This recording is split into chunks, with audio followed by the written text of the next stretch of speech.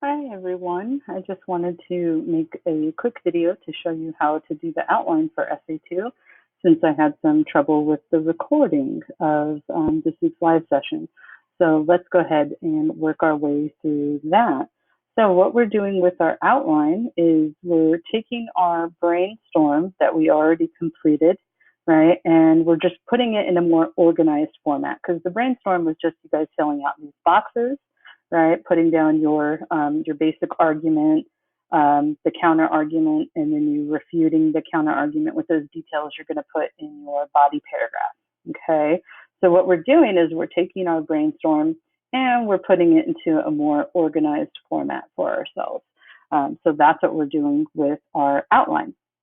So I have a sample outline that we're going to go for and look through, and then you guys also have the outline forms that you're going to use.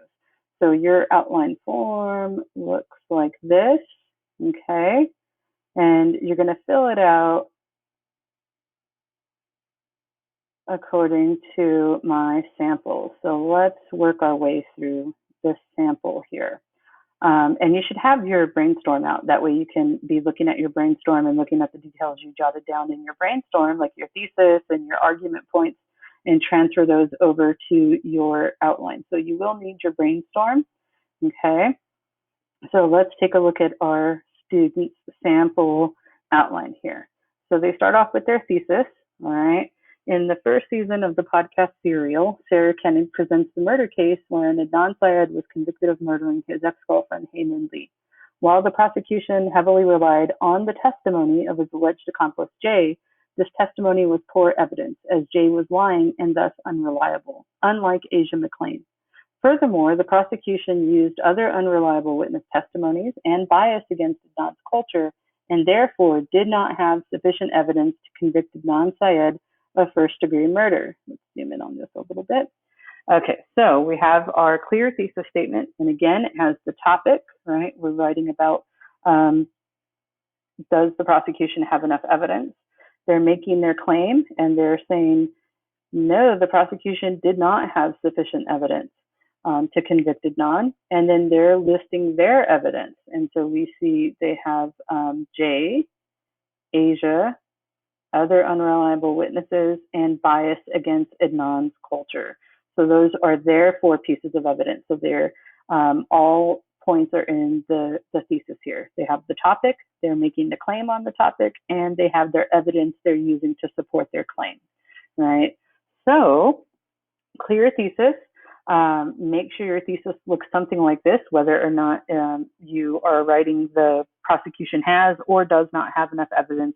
It should look something like this, right? You want to have your topic, your claim that you're making, and then the evidence that you're using to support that claim about whether or not the prosecution had enough evidence. Okay, so then, as I've explained before, your thesis statement is your map, right? So your body paragraph should follow the order of your thesis. And whatever shows up in your thesis has to show up in your body paragraph, and vice versa. If you add something to your body paragraph, make sure you add it into the thesis. They have to match, and they should follow the same order.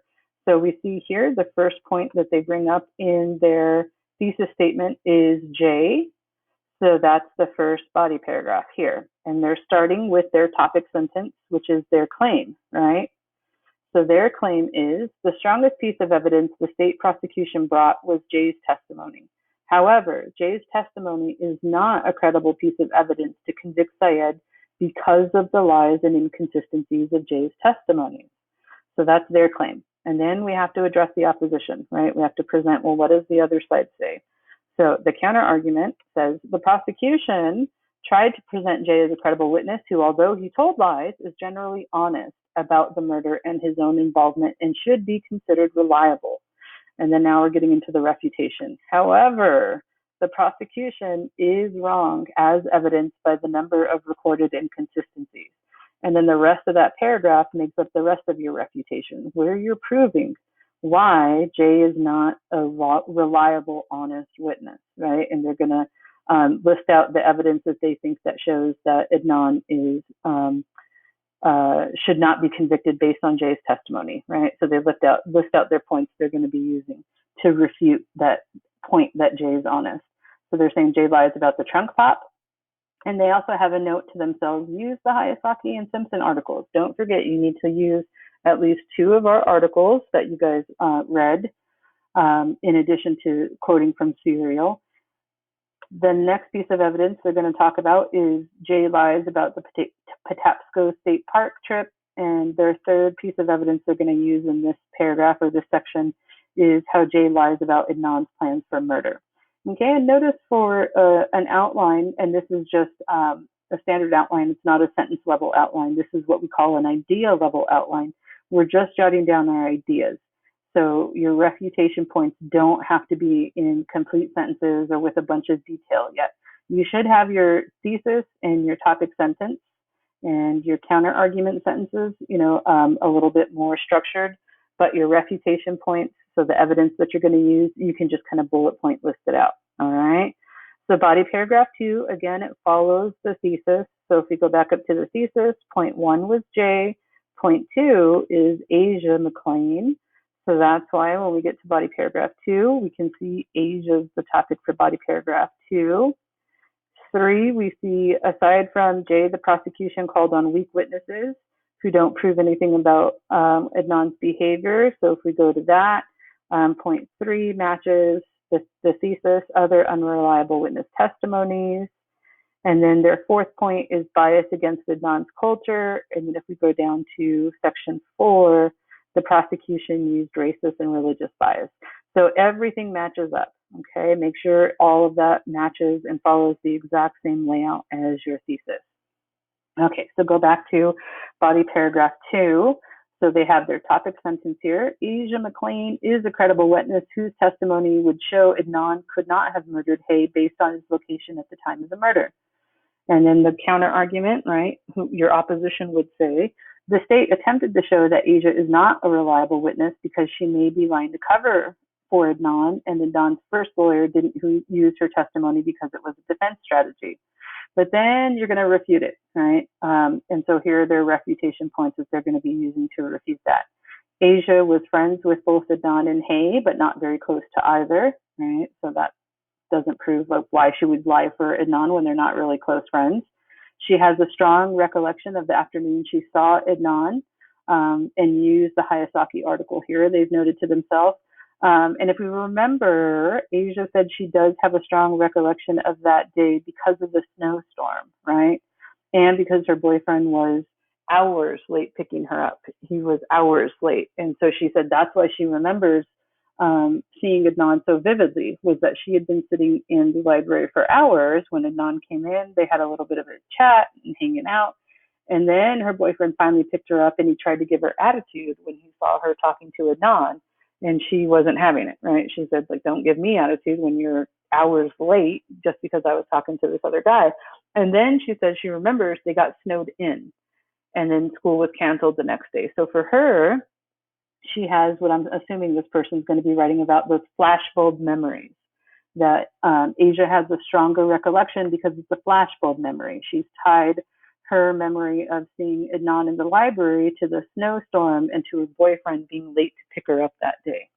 So that's their second point. Their third point was, Asia was never contacted by the defense. They can't say it was a defense strategy because they never even contacted her to see whether or not she would be a good witness. And then the fourth point was that, she was bullied and confused into not giving her testimony. And that's why she ended up changing her story and not testifying. So that's their Asia paragraph. So they have their topic sentence claim, the counter argument claim, and then here they are refuting the counter argument and proving why Asia makes a better witness than some of the other witnesses and why she wasn't used in the trial. So then their third body paragraph comes from their thesis again, and it's about the weak witnesses. So it says, aside from Jay, the prosecution called on weak witnesses who do not prove anything concrete about Adnan's behavior or actions. So the counter argument then would say the state used the testimony of other people who knew Jay and Adnan and knew something about the day Hay was murdered and believed Adnan to be guilty or suspicious. Well, then the refutation to that, countering back, you would say, Kathy is a weak witness who doesn't prove anything concrete about Adnan's behavior. And this is where you could use the Loftus or Arkowitz articles here. Right? Kathy met Adnan only that one day. So how does she really know who Adnan is and how he behaves? How could she say his behavior was suspicious when she doesn't know anything about his normal behavior and he was high? And then point two, they're saying Jen Pusateri is a loyal friend of Jay. So that doesn't make her a strong witness to testify against Adnan because unlike Asia, she would be willing to lie. She's really close friends with Jay. If it comes down to Jay or Adnan, she's going to side with Jay. That's her friend. So that doesn't make her a strong witness. That makes her a weak witness. And then they move on to their fourth point. Their fourth point is about the bias against Adnan. So they're claiming the prosecution used racist and religious bias against Adnan, his family, and their whole racially diverse community. So what they're claiming here is that going back up to their thesis, right, the bias against Adnan's culture. That instead of using hard evidence, they're using bias. So that's their claim. Then the counter argument is the state tried to prove Adnan's culture was a motivating factor in why he murdered Hayes, saying his relationship defied his cultural and religious rules and left him outraged and vengeful when they broke up. Right. However, then they're getting into their refutation points. The prosecution painted Adnan as deeply connected to his Pakistani culture, which motivated his alleged crime. However, Adnan and others characterized him as a normal teen who wasn't that connected to his heritage. So this is where they would want to list in the body paragraph, explain those points. What was Adnan doing that that proved that he wasn't that devout of a Muslim, right? Well, he was drinking, he was smoking weed, he was hanging out with dating girls, hanging out with friends. Like he wasn't always at the mosque praying. He wasn't a super devout Muslim who lived like by the word of the Quran, right? He was just a normal teenager. So for the prosecution to claim that he was such a devout Muslim who would have killed for his religion doesn't actually coincide with the details that we know of Adnan at that time. He didn't come across as this religious fanatic who would kill for the religion. Okay. And then the second point that they're bringing up is the prosecution highlighted Adnan's parents' strict rules for Adnan's dating life and how they stem from their ethnic culture. But again, Adnan was breaking those rules, right? Yeah, they had all these rules laid out and they didn't want him dating. They wanted him to be, serious about school and, he couldn't date until he was older and they wanted it to be, like something that would lead to marriage.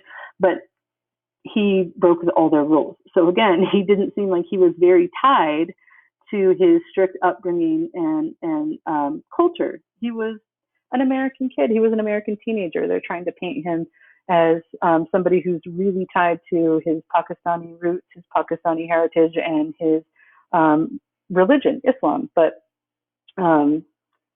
he doesn't seem so connected to all those things that he would murder for them.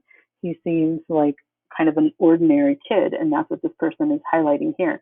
But again, note you're just kind of doing bullet points for an outline. You're just organizing your ideas. That way, when you sit down to write your essay, you have them all laid out. You have your arguments laid out and organized, and then you can just start filling in the details. Okay? And then here for the conclusion does two things. A conclusion paragraph will restate the thesis. So don't copy and paste, restate it in new words. All right. And then the conclusion should also discuss the significance of the topic. So why is it important? Why should we care? Why does this matter? And so that's what this person is doing here. So they've restated the thesis, and we can see here that it's not just a copy and paste job, but they actually did rephrase it. Overall, with Jay's inconsistencies, Asia McClain's alibi, and the prosecution's reliance on other weak witnesses and bias shows that the prosecution did not have enough evidence to convict Adnan Syed of Hae Min Lee's murder. So this is a really good job of restating their thesis. Okay, they just took the same ideas and just rephrased it here, and they did a good job of that. And then here they're just starting to jot down some ideas for the conclusion, the significance part. So why does this matter? Why should we care? And so they said, this case matters because it is not a drama played out for our amusement, but an actual case with actual human lives at stake. There are, in fact, thousands of wrongfully convicted people in U.S. prisons. Don't the wrongfully accused deserve justice as much as victims? Aren't wrongfully convicted people victims also? And so they did a great job here, I think, at the end, using a couple questions to get the audience to keep thinking about this topic, right? And I like the point here that they're making about the notion of who is a victim, right? Is it just Hay, or is it also people who, like Adnan, who may have been wrongfully convicted? So I like that they use these two really good questions. If you're going to use questions, they should be open-ended like this, and don't overdo it. 1 or 2 questions is enough, but they need to be open-ended, deep questions, not like yes or no questions. And keep in mind, when you're using questions, they should show up in the conclusion, or you can use them as an introductory, like a hook strategy, but you never want to have a question in your thesis or in your topic sentences. Those are claims that you're making. A thesis is a claim, should never be a question. Topic sentences are claims also. They should never be questions. So save questions for your introduction or save them for the conclusion. Sometimes it's okay to weave questions in the body paragraph, but like I said, you just want to make sure they're not thesis statements or topic sentences. No questions there. All right, so overall, this is what we're doing for the outline. Like I said, you're just taking what you did for your brainstorm and kind of putting it more organized, right? Because the brainstorm was just for you to figure out which sides you want to argue about and come up with your articles you want to use and jot down your thesis. And then you're starting to just kind of brainstorm ideas here, right? We're just figuring out what we could use. Here, we're making it more organized. So the outline helps us really organize our ideas, like I said, so that way when we sit down to write, we know exactly what we're going to write. We know the order it's going to be in. We have our points all laid out and organized for us. And then all we have to do is start filling in the details with the podcast, with the articles, and with our own kind of analysis. Okay? So that's what you're doing for the outline. If you have any questions or concerns, feel free to shoot me a text or an email, or also see our tutor. Okay, thank you.